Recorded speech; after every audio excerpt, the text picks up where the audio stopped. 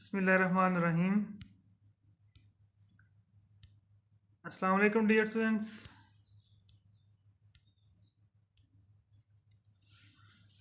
आज हम पढ़ते हैं अकाउंटिंग का लेक्चर नंबर 19। इसमें हम चैप्टर 4 से जनरल की प्रॉब्लम जो है ना वो डिस्कस करेंगे। आज एक्सरसाइजेस की स्टार्ट करते हैं हम।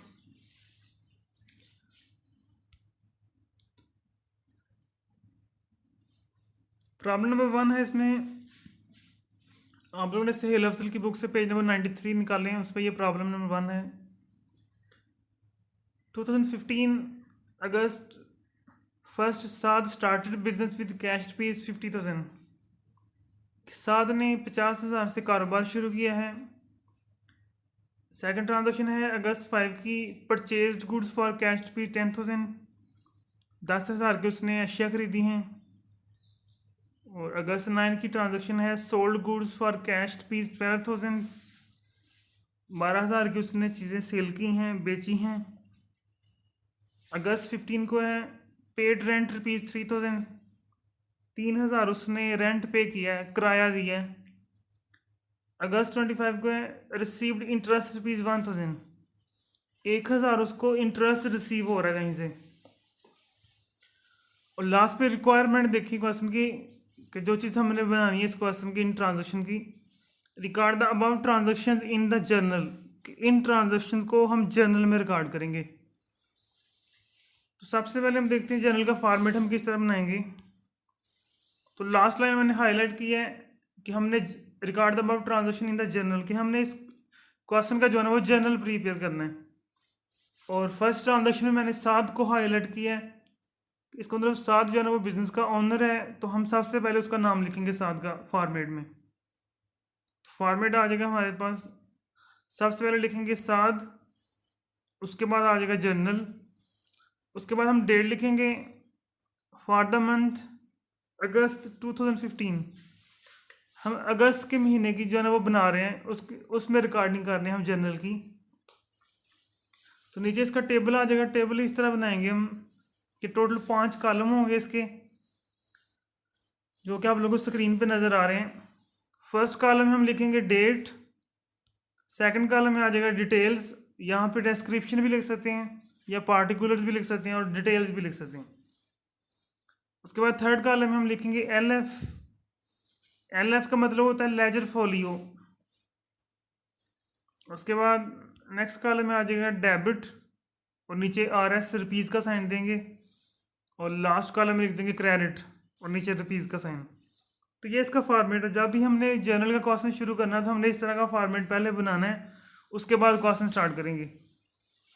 अब चलते हैं फर्स्ट ट्रांजेक्शन पे। अगस्त फर्स्ट को है Saad started business with cash rupees 50,000। Saad ने 50,000 से कारोबार शुरू किया है। तो हम सबसे पहले देखते हैं कि इसमें कौन सी दो चीज़ें जो है ना वो डिस्कस कर रहे हैं, वो कौन से दो इफेक्ट होंगे इस ट्रांजेक्शन के और उनको डेबिट करेंगे या क्रेडिट करेंगे। सबसे पहले हम ये देखते हैं। तो इफेक्ट्स देखते हैं इसके। This transaction has brought 2 changes. किस ट्रांजेक्शन से दो जो है ना वो चेंजेस होंगी, कैश और कैपिटल। जब भी कारोबार शुरू करते हैं कैश के साथ तो कैश और कैपिटल दोनों पे इफेक्ट होता है इसका। तो कैश हमारा एसिड है और एसिड अगर इंक्रीज हो, ज़ाहिर यहाँ पे हमारा एसिड इंक्रीज हो रहा है, तो उसको हम क्या करते हैं, डेबिट कर देते हैं। और सेकंड है कैपिटल, और कैपिटल जब इंक्रीज होता है, यहाँ पे हमारा कैपिटल भी इंक्रीज हो रहा है, तो उसको हम क्या करेंगे, जब भी कैपिटल इंक्रीज होता है उसको हम क्रेडिट कर देते हैं। अब इसको हम जनरल में देखते हैं किस तरह लिखना है। सबसे पहले हम डेट के कॉलम में डेट मेंशन करेंगे। ईयर लिखेंगे हम 2015। उसके बाद नीचे डेट आ जाएगी अगस्त फर्स्ट। अब डिटेल्स में हमने इसकी एंट्री पास करनी है। जैसा कि मैंने प्रीवियस लेक्चर में फॉर्मेट में बताया था कि हमने एंट्री क्या होती है हमारी, तो किस तरह हमने उसकी जो है ना वो रिकॉर्डिंग करनी होती है। तो सबसे पहले हम डेबिट एस्पेक्ट को लिखते हैं। हर एंट्री के दो जो है ना वो पहलू होते हैं, एक डेबिट होता है एक क्रेडिट होता है। तो हमेशा हम सबसे पहले किसको लिखते हैं, डेबिट को, और सेकंड नंबर पे हम जो है ना वो क्रेडिट लिखते हैं। तो यहाँ पे जो पीछे मैंने अभी इफेक्ट बताया वहाँ पे डेबिट क्या हो रहा था, कैश, और क्रेडिट हो रहा है वहाँ पे कैपिटल। तो सबसे पहले हम कैश लिखेंगे, यहाँ पे कैश अकाउंट आ गया। और डेबिट जो होगा ना वो हम इसी डिटेल का जो कॉलम है इसके अंदर हम लेफ्ट साइड पे डेबिट लिख देंगे, और इसी से थोड़ा सा आगे जाके राइट साइड पे हम क्रेडिट लिख देंगे। डेबिट हमेशा लेफ्ट साइड पे होता है और क्रेडिट हमेशा राइट साइड पे होता है। तो कैश अकाउंट आ जाएगा हमारा डेबिट, और इसकी जो अमाउंट है वो हम लिखेंगे डेबिट के कॉलम में। तो ये डेबिट के कॉलम में आ गया 50,000। नेक्स्ट हम लिखेंगे कैपिटल अकाउंट, तो उसका हम कैश अकाउंट से थोड़ा सा आगे करके लिखेंगे। ये आ गया कैपिटल अकाउंट, क्योंकि ये क्रेडिट हो रहा है, जो भी चीज़ क्रेडिट होगी उसको हम थोड़ा सा आगे लिखेंगे, राइट साइड पे करके लिखेंगे। तो नेक्स्ट कैपिटल की अमाउंट जो है ना वो हम क्रेडिट कॉलम में लिखेंगे 50,000। और अब हम क्या करेंगे, इस ट्रांजेक्शन की नीचे हमने रीज़न लिखनी होती है, जिसको हम नरेशन कहते हैं। कि नरेशन क्या होता है कि जो भी हमने ऊपर ट्रांजेक्शन पास की है, जो डेबिट और क्रेडिट हमने रिकॉर्ड किए हैं, उनकी रीज़न लिखनी होती है कि क्यों ये डेबिट हुए हैं, क्यों ये क्रेडिट हुए हैं, कि क्या कोई चीज़ हमने खरीदी है या बेची है, या कोई कारोबार शुरू हो रहा है, वो रीज़न हमने लिखनी होती है नीचे। तो यहाँ पे क्या था कि उसने बिजनेस स्टार्ट किया है, तो हम नीचे रीज़न लिख देंगे इसकी narration, started business with cash, कि उसने कैश के साथ कारोबार शुरू किया है। तो ये हमारी एक एंट्री होगी है पूरी। अब हम चलते हैं क्वेश्चन पे। अगस्त 5 को purchase goods for cash rupees 10,000, कि उसने 10,000 की अशिया खरीदी हैं। अब इसके इफेक्ट्स देखते हैं क्या होंगे। This transaction has brought two changes, कि इस ट्रांजेक्शन से दो जो है वो तब्दीलियाँ हो रही है इस क्वेश्चन में। एक तो इसमें परचेजेस हो रहे हैं, कि जो हमने गुड्स परचेज की हैं उसको हम परचेज से लिखेंगे। जनरल में हमेशा हमने गुड्स की जगह पे परचेज का वर्ड यूज़ करना है। अगर हम गुड्स परचेज कर रहे हैं तो हम परचेजेस लिखेंगे, और अगर हम गुड्स सेल कर रहे हैं तो हम उसकी जगह पे सेल्स लिखेंगे। तो यहाँ पे परचेज कर रहे थे, हमने परचेज लिखा, और परचेज हमारा एक्सपेंस होगा। और सेकंड इसमें क्या हो रहा है, कैश, ज़ाहिर हमने गुड्स परचेज की कैश के बदले में, कैश देगा तो कैश डिक्रीज हो रहा है, तो सेकंड इफेक्ट कैश पे होगा। अब परचेज हमारा एक्सपेंस है, तो यहाँ पे एक्सपेंस इंक्रीज हो रहा है। तो जब भी एक्सपेंस इंक्रीज होता है तो हम उसको डेबिट कर देते हैं। और कैश हमारा एसेट है, और एसेट यहाँ पे डिक्रीज हो रहा है, कम हो रहा है। तो जब भी एसेट डिक्रीज हो तो उसको हम क्रेडिट कर देते हैं। तो ये इसके दो इफेक्ट हैं, डेबिट और क्रेडिट।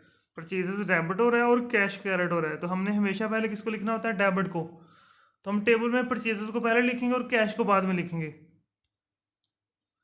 अब टेबल में हम सबसे पहले डेट लिखेंगे इसकी, अगस्त 5, और डेबिट कर देंगे हम परचेजेस अकाउंट को, और इसकी अमाउंट आ जाएगी डेबिट के कॉलम में 10,000।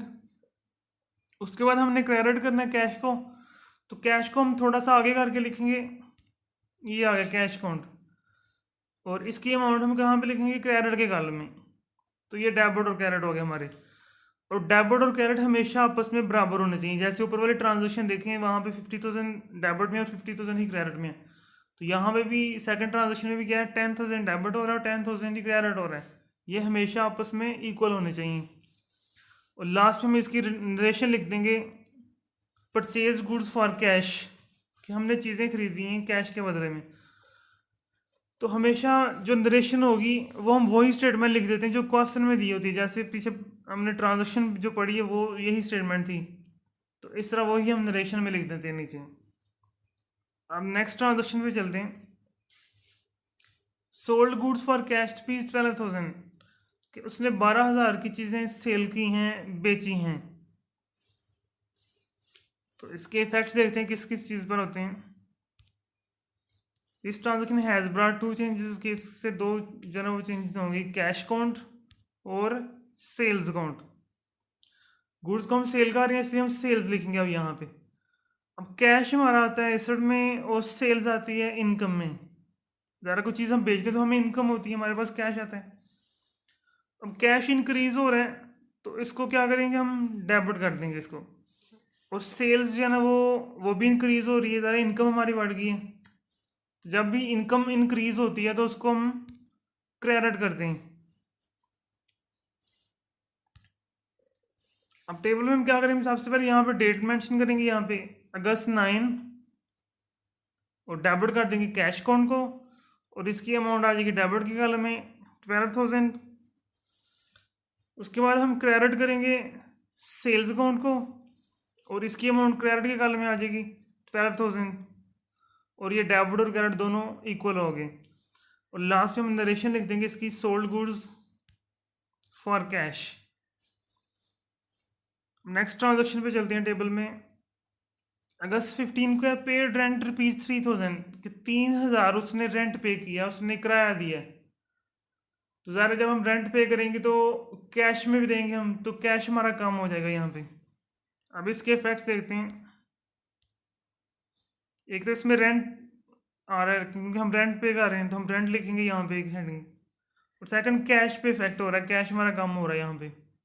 कोई भी एक्सपेंस हम पे करते हैं तो वो एक्सपेंस हम उसका नाम लिख देते हैं साथ, और जैसे रेंट हमने लिखा है और साथ कैश आ जाता है। अब यहाँ पे एक्सपेंस जो है ना वो इंक्रीज हो रहा है, रेंट में इजाफा हो रहा है। तो एक्सपेंस जब भी इंक्रीज होता है तो वो क्या करते हैं, हम डेबिट कर देते हैं इसको, क्योंकि ये आप लोगों ने पीछे रूल में हम पढ़ चुके हैं कि कौन सी चीज़ डेबिट होगी और कौन सी कम क्रेडिट होगी। और नीचे कैश हमारा एसेट है और एसेट डिक्रीज हो रहा है, यहाँ पे कम हो रहा है, तो इसको हम क्रेडिट कर देंगे।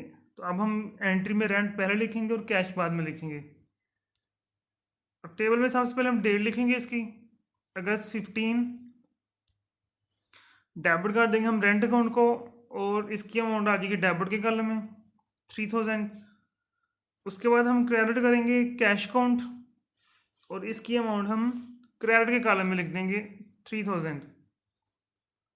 और लास्ट पे नरेशन आ जाएगी इसकी पेड रेंट, कि उसने रेंट अदा कर दिए। अब चलते हैं लास्ट ट्रांजेक्शन पे। रिसीव्ड इंटरेस्ट ₹1,000, 1,000 उसको इंटरेस्ट रिसीव हो रहा है। इफेक्ट्स पे चलते हैं।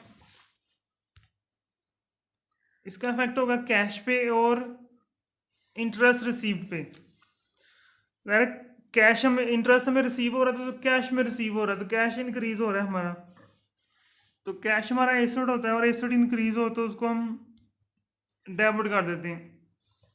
और इंटरेस्ट रिसीव्ड, कोई भी चीज़ किसी भी चीज़ के साथ रिसीव्ड आ जाए तो वो इनकम होती है हमारी, और इनकम जब भी इंक्रीज होती है उसमें जब भी इजाफा होता है तो उसको हम क्रेडिट कर देते हैं।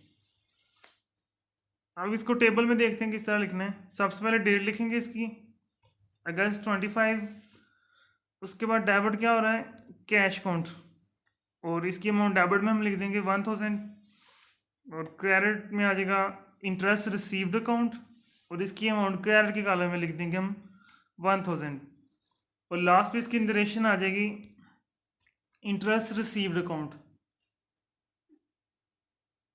तो ये हमारा जो है ना वो जनरल का क्वेश्चन पूरा हो गया। इसको हम कहते हैं रिकॉर्डिंग, कि हमने रिकॉर्डिंग कर दी जनरल के अंदर, कि डेट की तरतीब से हमने सारी एंट्रीज जो है ना वो रिकॉर्ड कर दी हैं, और हर एंट्री को हमने डेबिट और क्रेडिट के हिसाब से जो है ना वो रिकॉर्ड किए। तो हमारा आज का क्वेश्चन यहीं पे ख़त्म होता है। अल्लाह हाफिज़।